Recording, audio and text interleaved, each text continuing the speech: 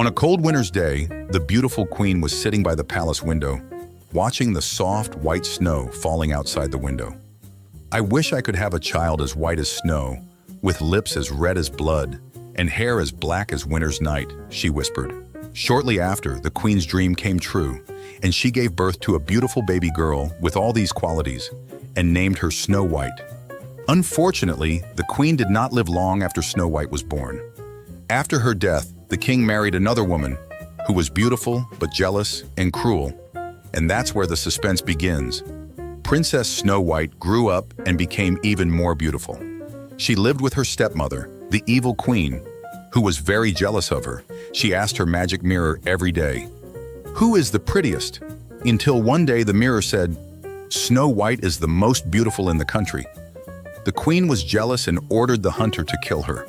But the hunter softened his heart and let her escape into the dark forest, where she found a hut inhabited by 7 kind dwarfs. The dwarves welcomed her, and she lived with them in peace. But the queen didn't give up. The queen disguised herself as an old woman and gave Snow White a poisoned apple. As soon as she bit into it, she fell into a deep slumber. The dwarves mourned deeply and took care of her until a brave prince came along. With a sincere kiss, Snow White woke up and lived a happy life with him, away from the queen's evil. The lesson from the story of Snow White is that true beauty comes from kindness and purity, and that goodness always triumphs over envy and evil.